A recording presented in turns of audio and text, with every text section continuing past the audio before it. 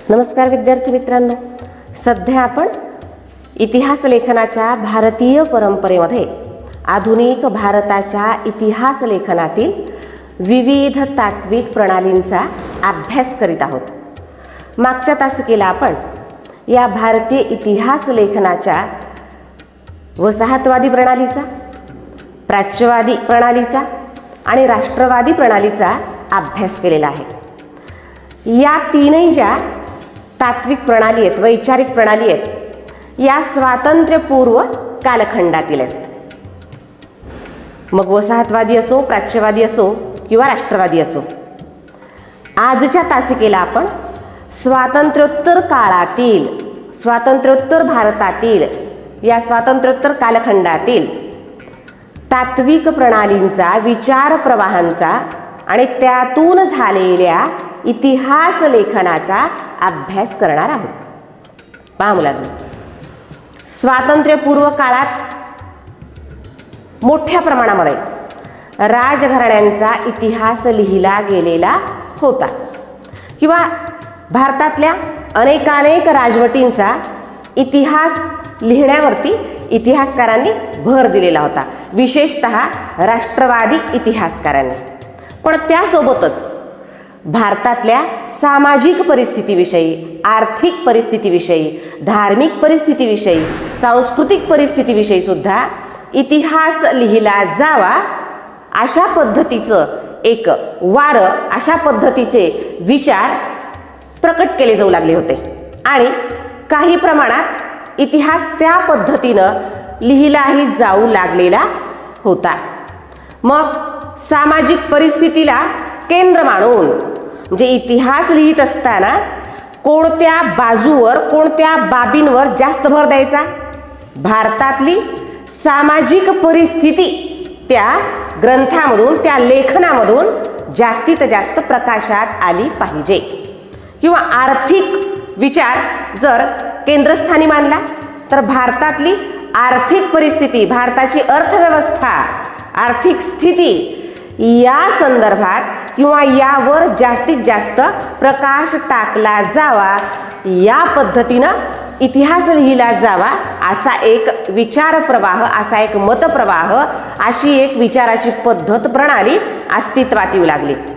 आणि त्यातूनच विशेषतः प्रामुख्यानं तीन प्रणालींचा इतिहास लेखनाच्या दृष्टिकोनातून उदय झाला. म्हणजे तीन प्रकारच्या विचारातून, तीन प्रकारच्या विचारानं भारावलेल्या विचारवंतांनी, इतिहासकारांनी इतिहास लेखन केलं. ते तीन विचार कोणते? एक मार्क्सवादी, दुसरा आहे वंचितवादी आणि तिसरा आहे स्त्रीवादी. म्हणजे स्वातंत्र्योत्तर कालखंडामध्ये जे इतिहासाचं लेखन केलं गेलं त्यात प्रामुख्यानं या तीन विचारसरणीचा, या तीन विचार प्रवाहांचा आपल्याला जास्त प्रभाव दिसून येतो. ते म्हणजे मार्क्सवादी विचारसरणी, वंचितवादी विचारसरणी आणि स्त्रीवादी विचारसरणी. तर या तीनही वैचारिक प्रवाहांचा, प्रणाल्यांचा आपण इतिहास लेखनाच्या दृष्टीने अभ्यास करणार आहोत. त्यापैकी पहिल्यांदा आपण मार्क्सवादी इतिहास लेखनाविषयी माहिती घेणार आहोत. पहा मुलांनो, आपल्या इतिहासाच्या पहिल्या प्रकरणामध्ये आपण कार्ल मार्क्स आणि त्याचं तत्वज्ञान अभ्यासलेलं आहे. त्याचे विचार कोणत्या अनुषंगाने? इतिहास लेखनाच्या अनुषंगाने त्याचे विचार आपण अभ्यासलेले आहेत. मार्क्सवादी इतिहास लेखन म्हणजे, मार्क्सवाद म्हणजे काय? कार्ल मार्क्सने जे विचार व्यक्त केले त्या विचाराचं समर्थन करणारे ते मार्क्सवादी. तो विचार शिरोधार्य मानणारे मार्क्सवादी. तो विचार खरा आहे, सत्य आहे, योग्य आहे असे मानणारे मार्क्सवादी. कार्ल मार्क्सच्या विचारावरती निष्ठा ठेवणारे ते मार्क्सवादी. ठीक आहे. मग मार्क्सवादी इतिहास लेखन म्हणजे कार्ल मार्क्सच्या विचाराने प्रभावित झालेले, कार्ल मार्क्सच्या तत्वज्ञानातून, त्याच्या विचारातून प्रेरणा घेऊन त्या पद्धतीचा इतिहास लिहिणारे. म्हणजे कार्ल मार्क्सचा विचार, त्याचं तत्वज्ञान, त्याचं मत केंद्रस्थानी ठेवून त्या पद्धतीने विचार करत इतिहास लेखन करणे, म्हणजे सभोवतालच्या परिस्थितीचा विचार, कोणाचा विचार केंद्रस्थानी ठेवून करणं? कार्ल मार्क्सचा विचार, त्याचं तत्वज्ञान केंद्रस्थानी ठेवून करणं, त्या पद्धतीचा इतिहास लिहिणं, त्याला आपण म्हणू मार्क्सवादी इतिहास लेखन. मग तुम्हाला माहिती आहे कार्ल मार्क्सनी काय विचार मांडलेले आहेत? कार्ल मार्क्सनी भरच दिलेला आहे तो वर्ग संघर्षावरती. ठीक आहे, तो काय म्हणतो? मानवी इतिहास हा अमूर्त कल्पनांचा नाही आहे, तर तो जिवंत माणसांचा आहे, आणि मानवी इतिहास हा वर्ग संघर्षाचा इतिहास आहे. संघर्ष कोणामध्ये? तो म्हणतो संघर्ष दोन वर्गामध्ये, वर्ग संघर्ष म्हणतोय ना, दोन वर्गामध्ये संघर्ष असतो. एक, उत्पादनाची साधनं ज्यांच्याकडे आहेत असे मालामाल असणारे, समृद्ध असणारे, श्रीमंत असणारे, पैसेवाले असणारे असे आहेरे वर्गातले लोक, आणि ज्यांच्याकडे उत्पादनाची साधनं नाही आहेत, पैसा अडका, जमीन जुमला, सुख समृद्धी संपत्ती धन दौलत नाही असा नाहीरे वर्ग, या दोन वर्गामध्ये संघर्ष होतो. आणि हा जो संघर्ष आहे गतकाळात भूतकाळामध्ये या दोन वर्गामध्ये झालेला, तो इतिहास बनून आपल्या समोर येत असतो. हे कार्ल मार्क्सचे विचार आहेत. मग या विचारांना प्रधानता देऊन, या विचारांना प्रमुख मानून, या विचारांना सत्य मानून, त्याच्यावर निष्ठा ठेवून ज्या भारतीय विचारवंतांनी, ज्या भारतीय इतिहासकारांनी इतिहास लेखन केलं त्याला मार्क्सवादी इतिहास लेखन असं म्हटलं जातं. मग आपण आता पाहिला कार्ल मार्क्सचा विचार. आपण पाहूया भारतीय दृष्टिकोनातून, भारतीय मार्क्सवादी इतिहास लेखनाच्या दृष्टिकोनातून भारतीय इतिहासकारांनी, भारतीय मार्क्सवादी इतिहासकारांनी कोणत्या गोष्टीवरती इतिहास लेखन करीत असताना भर दिलेला आहे, कोणता विचार अग्रस्थानी मानलेला आहे, केंद्रस्थानी मानलेला आहे. तर पहा, भारतीय मार्क्सवादी विचारवंत इतिहासकार एका मतावरती जास्त भर देतात.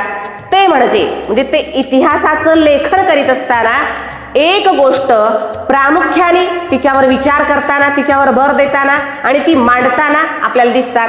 ते म्हणजे उत्पादनाची साधनं, उत्पादनाची पद्धत आणि उत्पादन प्रक्रियेतील मानवी संबंध. मार्क्सवादी इतिहासकार कोणत्या गोष्टीवरती भर देताना आपल्याला दिसतात त्यांच्या इतिहास लेखनाच्या अनुषंगाने? उत्पादनाची साधनं, त्या त्या काळातली, त्या त्या समाजातली उत्पादनाची साधनं, उत्पादन करण्याची पद्धती आणि उत्पादन प्रक्रियेतील मानवी संबंध, या अनुषंगाने इतिहासाचं लेखन त्यांनी केलेलं आपल्याला दिसून येतं. पहा, हे जे विधान आहे, हा जो विचार आहे, हे जे तत्व आहे मार्क्सवादी विचारवंताचं, इतिहासकाराचं, ते थोडंसं एक उदाहरण घेऊन आपण समजावून घेऊ. विद्यार्थी मित्रांनो, औद्योगिक क्रांती झाली युरोप खंडातल्या इंग्लंड सारख्या देशामध्ये आणि तिचा प्रसार जगभरामध्ये झाला. कुठं धीम्या गतीनं झाला तर कुठं जलद गतीनं, द्रुत गतीनं झाला, पण झाला मात्र. या औद्योगिक क्रांतीमुळं औद्योगिकीकरणाला सुरुवात झाली. म्हणजे औद्योगिक क्रांतीतून यंत्रयुग अवतरलं आणि उत्पादनाची साधनं बदलली. पूर्वी जे उत्पादन, जे साहित्याची वस्तूंची निर्मिती लोक, कारागीर हे हाताने करायचे, आता हाताच्या ऐवजी जास्तीत जास्त वापर हा यंत्राचा होऊ लागला. उत्पादनाचं साधन बदललं. मनुष्यशक्तीच्या ऐवजी, प्राणीशक्तीच्या ऐवजी यंत्रशक्तीचा वापर सुरू झाला. साधन बदललं, पद्धत पण बदलली मुलांनो, कारण साधनाप्रमाणे आपल्याला त्या पद्धतीचा अवलंब करावा लागतो, पद्धतीमध्ये बदल करावा लागतो. ठीक आहे, मग पद्धत कशी बदलली पहा. पूर्वी घरातच समजा एखादं सुवर्णकाराचं घर आहे, सोनार ज्याला आपण म्हणतो, त्या सुवर्णकाराच्या घरामध्ये संपूर्ण त्याचं कुटुंब सोन्याचे अलंकार, दागिने, आभूषणे बनवण्यामध्ये खपत राहायचं. बरोबर आहे. म्हणजे ते त्या पूर्ण कुटुंबाचं ते काम होतं. त्यात कुणी नोकर नव्हता, त्यात कुणी मालक नव्हता. सगळेच जण एका अर्थाने मालक होते. तो त्यांच्या सगळ्यांच्या मालकीचा असा उद्योग होता. ठीक आहे. तर उत्पादनाची पद्धत कशी बदलली बघा औद्योगिक क्रांती झाल्यानंतर. औद्योगिक क्रांतीमुळं जे यंत्रयुग अवतरलं, यंत्रावरती मोठ्या प्रमाणात मालाचं, वस्तूंचं उत्पादन होऊ लागलं. बघा आता यंत्र खरेदी करण्यासाठी मोठ्या प्रमाणामध्ये भांडवल लागायला लागलं, पैसा अडका लागायला लागला. मोठ्या प्रमाणात भांडवल ज्याच्याकडे आहे, असा जो भांडवलदार वर्ग आहे, जो भांडवलदार आहे तो कारखानदार बनायला लागला, तो कंपनीचा मालक बनायला लागला, तो मोठ्या उद्योगाचा उद्योजक बनायला लागला. म्हणजे त्याच्याकडे भांडवल आहे, तो यंत्र खरेदी करायला लागला. यंत्रावरती मोठ्या प्रमाणात मालाचं उत्पादन करण्यासाठी म्हणून त्याला कच्चा मालही खूप मोठ्या प्रमाणात लागायला लागला. कारण मोठ्या प्रमाणात उत्पादन करायचं असेल, पक्का माल तयार करायचा असेल तर मोठ्या प्रमाणामध्ये कच्चा माल सुद्धा उपलब्ध झाला पाहिजे, पुरवला गेला पाहिजे. म्हणून कच्च्या मालाचं पण मोठ्या प्रमाणामध्ये उत्पादन आणि त्याची खरेदी, त्याचं पक्क्या मालात मोठ्या प्रमाणात रूपांतर करण्यासाठी कारखान्यामध्ये मोठ्या प्रमाणात मजूर वर्ग लागायला लागला. म्हणजे आता एका दोघाचं काम राहिलं नाही, कारण राक्षसी पद्धतीनं उत्पादन व्हायला लागलं ना, मोठ्या प्रमाणात उत्पादन व्हायला लागलं ना. हे मोठ्या प्रमाणात उत्पादन करण्यासाठी तेवढ्याच मोठ्या प्रमाणात कारखान्यामध्ये, उद्योगधंद्याच्या ठिकाणी, एखाद्या कंपनीमध्ये मजूर वर्ग, कामगार वर्ग, श्रमिक वर्ग लागायला लागला. मोठ्या प्रमाणात वस्तूंचं उत्पादन, बाजारपेठा पण मोठ्या प्रमाणात लागायला लागल्या. बघा हे सगळं मोठं मोठं मोठं होत गेलं. भांडवल मोठं, कारखान्यासाठी जागा मोठी, यंत्र मोठमोठाली, कच्चा माल मोठ्या प्रमाणामध्ये पुरवला गेला पाहिजे, कच्च्या मालाचं पक्क्या मालामध्ये मोठ्या प्रमाणात रूपांतर, त्यासाठी मोठ्या प्रमाणात मजूर वर्ग. उत्पादनाची पद्धत बदलली की नाही? साधनं बदलली, उत्पादनाची पद्धत पण बदलली. आता ही उत्पादनाची पद्धत बदलली की या संपूर्ण प्रक्रियेचा, उत्पादनाच्या प्रक्रियेचा, साधनांच्या मार्फत ज्या पद्धतीनं उत्पादन व्हायला लागलेलं आहे, ती जी प्रक्रिया आहे उत्पादनाची, त्या प्रक्रियेतील मानवाचे जे संबंध आहेत ते सुद्धा बदलत जातात. आता मी उदाहरण सांगितलं की एखादा सुवर्णकार आहे, त्याचं संपूर्ण घर सोन्याचे दागिने बनवण्यामध्ये मदत करीत असतं. आणि तिथं प्रत्येकाला त्या आपल्या धंद्याबद्दल आत्मीयता असते, कारण प्रत्येक जणच हा त्यांच्या उद्योगाचा मालक आहे. तिथं कुणाची कुरघोडी नाहीये. बरोबर आहे. प्रत्येकाचा तेवढाच आत्मीयतेने त्यामध्ये सहभाग आहे, कारण तो जो उद्योग आहे, ती जी कारिगिरी आहे ती आमची आहे, स्वतःची आहे, ही त्याच्या पाठीमागे भावना असते. पण कंपनीमध्ये माल तयार व्हायला लागलाय, कारखान्यात माल तयार व्हायला लागलाय, मोठ्या उद्योगधंद्याच्या ठिकाणी माल तयार व्हायला लागलाय, तिथं शेकडो मजूर आहेत, त्या ठिकाणी कामगार आहेत. या मजुरांच्या आणि कामगाराच्या मनामध्ये त्या उद्योगाबद्दल आत्मीयता नसणार आहे. बरोबर आहे. तो फक्त काम करतो आणि मोबदला घेतो. वस्तू सुंदरच तयार झाली पाहिजे, वस्तू मजबूतच तयार झाली पाहिजे, वस्तूचा दर्जा खूप चांगलाच असला पाहिजे, वस्तू देखणीच असली पाहिजे, याच्यासाठी ज्या आत्मीयतेने सुवर्णकाराचं सगळं घर कामाला लागतं, तसं कंपनीतले मजूर त्या पद्धतीने ती वस्तू बनवण्याकडं त्यांचा कल नसणार आहे. फक्त मोबदल्यापुरतं आपल्याला ठराविक वेळेपुरतं काम करायचं आहे, ही भावना त्यामध्ये असणार आहे. वस्तू निर्मितीचा आनंद जसा सुवर्णकाराच्या घरातल्या सगळ्या सदस्यांना मिळणार आहे, तसा आनंद कंपनीतल्या सगळ्या मजूर वर्गाला, श्रमिक वर्गाला, कामगार वर्गाला मिळणार नाही. त्यात एक प्रकारचा एकसुरीपणा असणार आहे, त्यात एक प्रकारची निरसता असणार आहे। एकसुरीपणा आणि निरसता का असणार आहे? उत्पादनाची साधनं बदलली, उत्पादनाची पद्धत बदलली ना। पहा, एखादी कार निर्माण करणारी कंपनी आहे, त्या कंपनीमध्ये संपूर्ण कार तयार होईपर्यंत वेगवेगळ्या युनिटमध्ये वेगवेगळे पार्ट्स त्या कारचे तयार होतात। संपूर्ण कार एकाच युनिटमध्ये तयार होत नाही।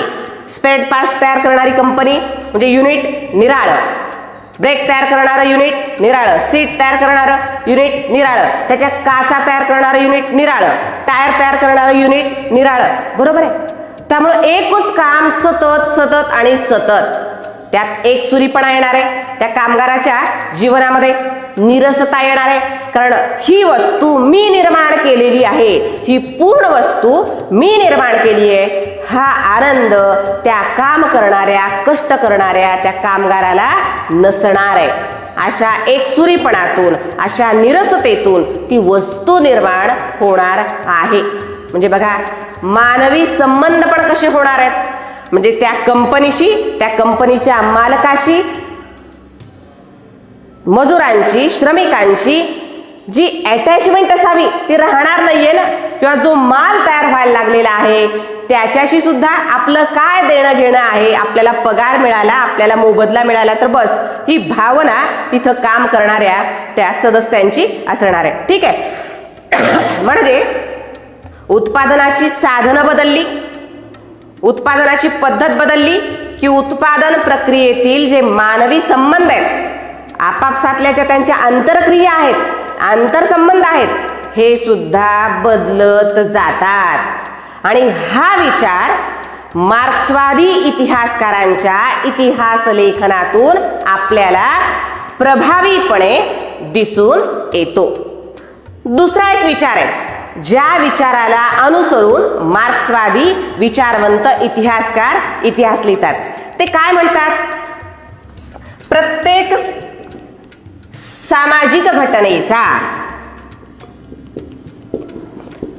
सामाजिक घटनेचा सर्वसामान्य माणसाच्या जीवनावर परिणाम होतो। सर्वसामान्य माणसावर परिणाम होतो, याचं विश्लेषण करण्यावर मार्क्सवादी विचारवंत भर देतात। बघा, समाजात कोणतीही घटना घडो, कोणाच्याही संदर्भात घडो, त्याचा सर्वसामान्य माणसावर परिणाम होत असतो। बघा, एक उदाहरण सांगते मुलांना। ब्रिटिश राजवटीमध्ये ब्रिटिशांनी भारतामध्ये एक समान शिक्षण पद्धती आणली, त्यांच्या स्वार्थासाठी, भारतीयांच्या हितासाठी नाही। त्यात भारतीयांच्या कल्याणाचा विचार नव्हता। आपल्याला कारकून मिळावेत हा विचार ठेवून, आपल्या राज्यकारभाराची सोय व्हावी हा विचार ठेवून ब्रिटिशांनी या ठिकाणी इंग्रजी शिक्षण पद्धती आणली। या इंग्रजी शिक्षण पद्धतीचा एक फायदा असा झाला, ही एक सामाजिक घटना, सर्वांसाठी शिक्षणाची संधी उपलब्ध झाली, जी आमच्या भारतामध्ये शेकडो वर्षापासून, मागच्या शेकडो वर्षापासून सर्वसामान्य लोकांना शिक्षण घेण्याची संधी उपलब्ध नव्हती। काही लोकच, उच्चभ्रू लोकच, वरच्या वर्गातले लोकच, वरच्या जातीतले लोकच हे शिक्षण घेऊ शकत होते। मग जे अस्पृश्य आहेत, दलित आहेत, ज्यांना त्या काळामध्ये खालच्या जातीतला असं संबोधलं जायचं, हे लोक, हा बहुजन समाज शेकडो वर्षापासून शिक्षणापासून वंचित राहिला, दूर राहिला, शिक्षणाला पारखा राहिला, ते शिक्षण घेऊ शकत नव्हते। पण ब्रिटिशांच्या काळात सगळ्या भारतीयांसाठी इंग्रजी शिक्षण आलं, सगळ्यांसाठी शिक्षण आलं, त्यामुळं दलित आणि अस्पृश्य सुद्धा शिक्षण घ्यायला लागले, शिक्षणाकडे वळले। ज्यांनी ज्यांनी शिक्षण घेतलं, जे जे सुशिक्षित झाले, त्यांना सरकारी नोकऱ्या पण मिळू लागल्या। बघा, शिक्षणाची संधी प्राप्त झाली, सरकारी नोकरी पण त्यांना प्राप्त व्हायला लागली। आता नोकरी प्राप्त झाली म्हणजे नोकरीसोबत पगार पण आला, वेतन पण आलं, मोबदला पण आला, बरोबर आहे. त्यासोबत वेतन आहे, पगार आहे, मोबदला आहे, म्हणजे पैसा आहे, धन आहे, संपत्ती आहे. म्हणजे त्या धनासोबत, त्या संपत्तीसोबत, म्हणजे त्या पगारासोबत, वेतनासोबत काय आला? त्यांच्या राहणीमानाचा, जीवनमानाचा दर्जा सुद्धा सुधारला. त्यांच्या जीवनामध्ये सुख आलं, पैसा आला, सुख आलं, समाजात मान सन्मान पण आला. बघा, एक शिक्षणाची संधी आली आणि या समाजाला जो वंचित होता शिक्षणापासून, त्या समाजाला कितीतरी क्षेत्रामध्ये संधी प्राप्त झाल्या आणि याचा परिणाम काय झाला या सामान्य माणसावरती? त्याच्यातला आत्मविश्वास दुणावला, बळावला, त्याचा स्वाभिमान जागृत झाला, त्याला आपल्या स्वत्वाची जाणीव व्हायला लागली. आणि या सगळ्या गोष्टीमुळं, ज्या प्रथेमुळं, ज्या अनिष्ट प्रथा, परंपरा, रूढींमुळं तो शेकडो वर्ष गुलामगिरीत खितपत पडलेला होता, शेकडो वर्ष शिक्षणापासून वंचित होता, अशा अनिष्ट चाली, रीती, रूढी, परंपरांना प्रतिकार करण्याची क्षमता त्याच्यामध्ये निर्माण झाली. तो जागरूक झाला ना, त्याच्यातला स्वाभिमान जागृत झाला. आणि न केवळ मी एकटा, माझ्यासोबत माझ्याच समाजातल्या, माझ्याच वर्गातल्या अनेकांनी अशा प्रकारचं शिक्षण घ्यावं या दृष्टिकोनातून तो प्रयत्न करायला लागला. म्हणजे बघा, एक घटना आहे समाजातली शिक्षणाचं सार्वत्रिकीकरण, सगळ्यांसाठी समान शिक्षण, आणि त्याच्यातून किती मोठा बदल हा आर्थिक क्षेत्रामध्ये सुद्धा झालेला आपल्याला दिसून येतो. म्हणजेच मार्क्सवादी इतिहासकार जो विचार मांडतात, जे मत मांडतात आणि त्याच्या भोवती इतिहासाचं लेखन करतात, तो दुसरा विचार म्हणजे प्रत्येक सामाजिक घटनेचा सर्वसामान्य माणसावर, त्याच्या जीवनावर परिणाम होतच असतो. तो कसा होतो, कोणत्या काळात कसा कसा झाला, कोणकोणत्या सामाजिक घटनांचा कशा पद्धतीनं परिणाम झाला, त्याचं विश्लेषण मार्क्सवादी इतिहासकार आपल्या इतिहास लेखनामध्ये करताना आपल्याला दिसून येतात. भारतीय मार्क्सवादी विचारवंताचा, इतिहासकारांचा तिसरा विचार आहे मुलांनो, ज्या विचाराच्या अवतीभोवती ते इतिहासाचं लेखन करतात, तो म्हणजे भारतातली जाती व्यवस्था. भारतीय जाती व्यवस्थेमध्ये कसे कसे बदल होत गेले.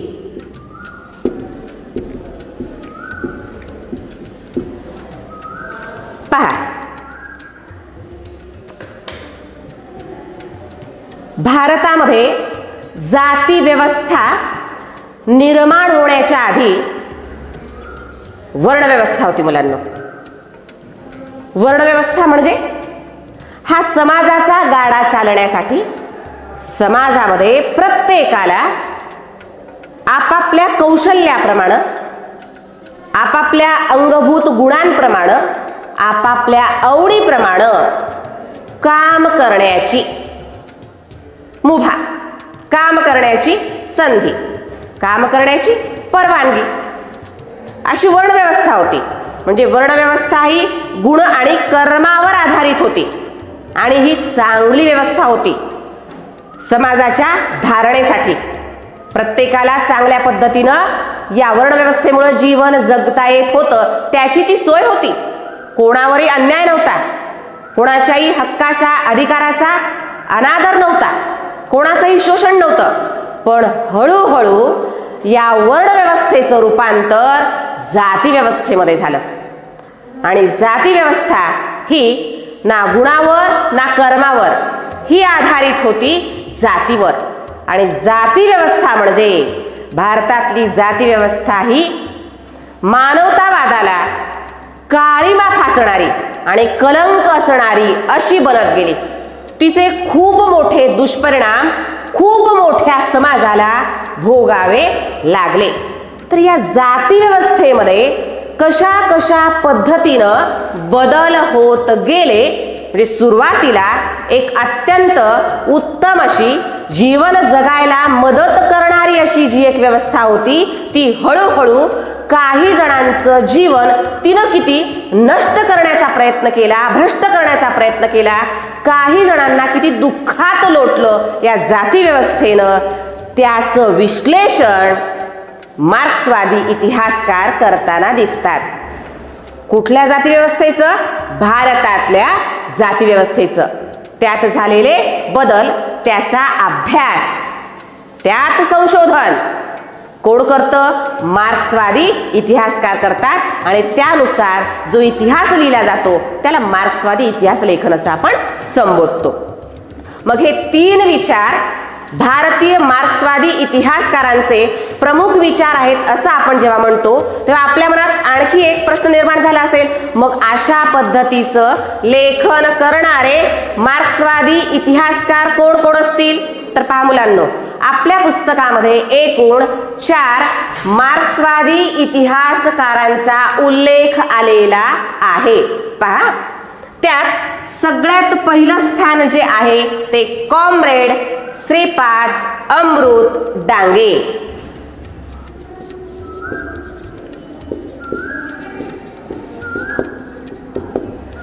आपल्या पुस्तकामध्ये ज्यांचं चित्र दिलेलं आहे ते आहेत दामोदर धर्मानंद कौसंबी.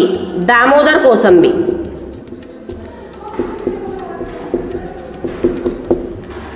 त्यानंतर कॉम्रेड शरद पाटील.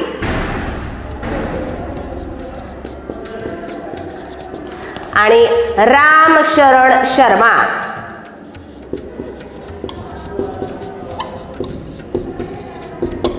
पहा,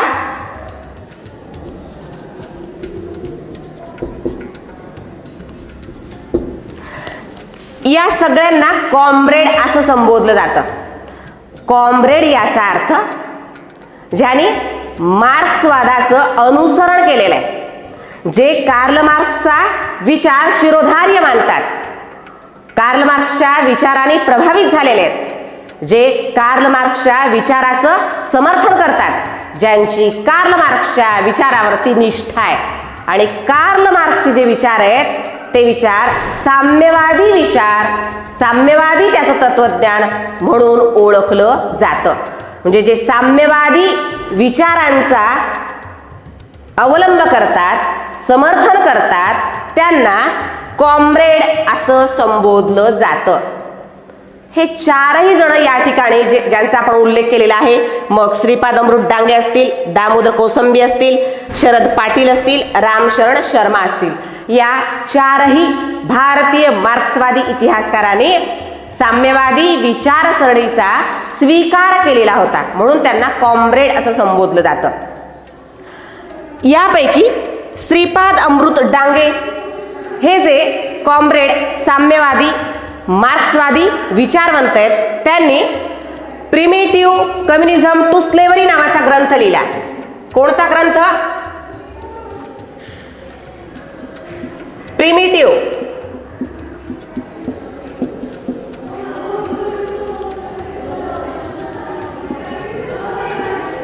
कम्युनिझम टू स्लेव्हरी.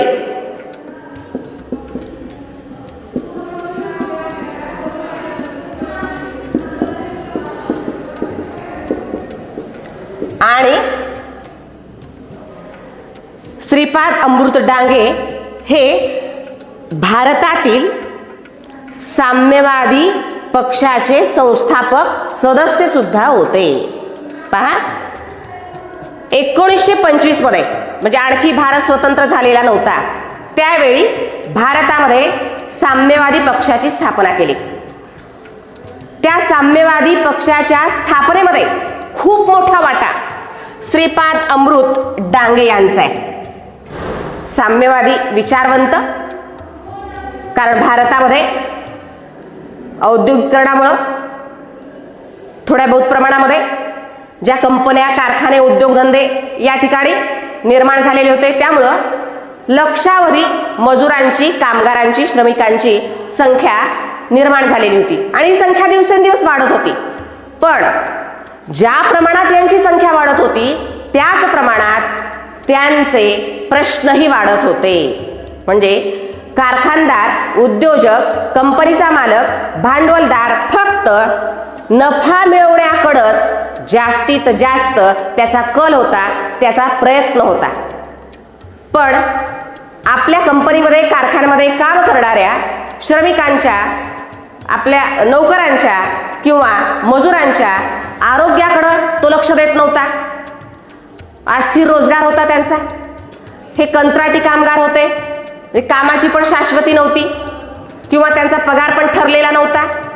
कामाच्या ठिकाणचं जे वातावरण होतं ते आरोग्याला अत्यंत धोकादायक असं होतं. सुट्टीचा, आरामाचा, विश्रांतीचा कुठलाही वेळ ठरलेला नव्हता.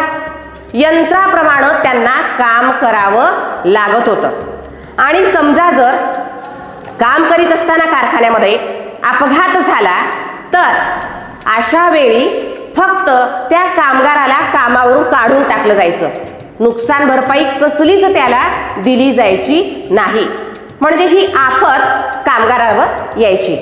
हा सगळा विचार कामगारांच्या दृष्टिकोनातून, कामगारांच्या बाजूनं कुठंतरी व्हावा, त्याच्यासाठी वाचा फोडली जावी म्हणून संघटित प्रयत्नांची गरज होती. या संघटित प्रयत्नांची गरज म्हणून आयटक या संघटनेची स्थापना झाली 1920 मध्ये. आणि त्यातून 1925 मध्ये एक पक्ष स्थापन झाला, जो पक्ष आहे साम्यवादी पक्ष. त्या पक्षाची स्थापना करणाऱ्यामध्ये श्रीपाद अमृत डांगे यांचं नाव आपल्याला अग्रक्रमाने, गौरवाने घ्यावं लागतं. आणि त्यांनी आपले विचार ज्या ग्रंथातून मांडले, आपले साम्यवादी मार्क्सवादी विचार, त्या ग्रंथाचं नाव आहे primitive communism to slavery. Primitive म्हणजे प्राचीन, कम्युनिझम म्हणजे साम्यवाद, स्लेव्हरी म्हणजे गुलामगिरी. प्राचीन साम्यवादाकडून गुलामगिरीकडं भारत कसा कसा मार्गक्रमण करत गेला त्या संदर्भातलं वर्णन या ग्रंथामध्ये श्रीपाद अमृत डांगे यांनी केलेलं आपल्याला दिसून येतं. तर पहा मुलांनो, या भागावरती मार्क्सवादी इतिहास, या भागावरती आपल्याला परीक्षेमध्ये टिपा लिहायच्या अंतर्गत 2 गुणांसाठी प्रश्न विचारला जातो. या वर्षीच्या 10वी बोर्डाच्या प्रश्नपत्रिकेमध्ये याच्यावरती प्रश्न विचारला गेलेला आहे. तुम्ही जेव्हा मार्क्सवादी इतिहास यावरती टिप लिहा, हा प्रश्न विचारला जाईल, त्याचं उत्तर जेव्हा लिहिणार आहात त्यामध्ये या ठिकाणी मी न लिहिलेले पण आपण मागच्या तासिकेला पहिल्या प्रकरणामध्ये अभ्यासलेले जे 2 मुद्दे आहेत, कार्ल मार्क्सचा विचार, त्याचा विचार कोणता आहे? त्यांनी वर्ग संघर्षावर भर दिलेला आहे. आणि मार्क्सवादी इतिहासकार जे आहेत ते कार्ल मार्क्सच्या विचाराने प्रभावित झालेले होते. हे 2 मुद्दे तुम्हाला लिहिणं आवश्यक आहे. बाकी कार्ल मार्क्स विषयी आपल्याला माहिती लिहायची नाहीये. कार्ल मार्क्सच्या तत्वज्ञानाला, कार्ल मार्क्सच्या विचाराला ज्यांनी खरं मानलं, सत्य मानलं, कार्ल मार्क्सच्या विचाराचं ज्यांनी समर्थन केलं, त्याच्या विचारावर ज्यांनी निष्ठा ठेवली आणि इतिहासाचं लेखन केलं, त्यांच्याविषयी आपल्याला माहिती लिहायची आहे. बरोबर आहे? कार्ल मार्क्स विषयी आपल्याला माहिती लिहायची नाहीये, पण त्याचे 2 विचार मात्र आपल्याला लिहायचे आहेत, जे आपण मागच्या प्रकरणात अभ्यासलेले आहेत. जे कार्ल मार्क्सच्या विचारानं प्रभावित झालेल्या भारतीय इतिहासकारांनी जो इतिहास लिहिला त्याला मार्क्सवादी इतिहास लेखन म्हणतात. हा एक मुद्दा. आणि कार्ल मार्क्सचा वर्ग संघर्षावरती भर होता, हा एक मुद्दा लिहायचा. आणि बाकीचे हे 4 मुद्दे त्याच्यामध्ये ऍड करायचे आहेत. यावर्षी 10वीच्या बोर्ड परीक्षेमध्ये आलेला हा प्रश्न आहे. आणि हा प्रश्न सविस्तर उत्तरे लिहा या प्रश्नाच्या अंतर्गत 3 गुणांसाठी विचारला गेलेला आहे. म्हणजे 2 गुणांसाठी सुद्धा विचारला जाऊ शकतो आणि 3 गुणांसाठी सुद्धा विचारला जाऊ शकतो. म्हणजे हा मुद्दा VVIMP असा आहे. ठीक आहे. तसंच या ठिकाणी मी जो 4था मुद्दा लिहिलाय, ज्यामध्ये मी 4 भारतीय मार्क्सवादी इतिहासकारांचा उल्लेख केलेला आहे, त्याच्यावर आधारित संकल्पना चित्राद्वारे स्पष्ट करा हा प्रश्न विचारला जाऊ शकतो. काय? मार्क्सवादी इतिहासकार, भारतीय मार्क्सवादी इतिहासकार. आणि आपल्याला किमान 4 तरी मार्क्सवादी इतिहासकार लिहावे लागणार आहेत. आणि 4 मार्क्सवादी इतिहासकारांचा आपल्या पुस्तकात जो उल्लेख आलेला आहे, या ठिकाणी आपण लिहिलेला आहे, त्यांची नावं आपल्याला लिहावी लागणार आहेत. अपेक्षा करते की हा भाग तुम्हाला समजलेला असावा. ठीक आहे. Have a nice day.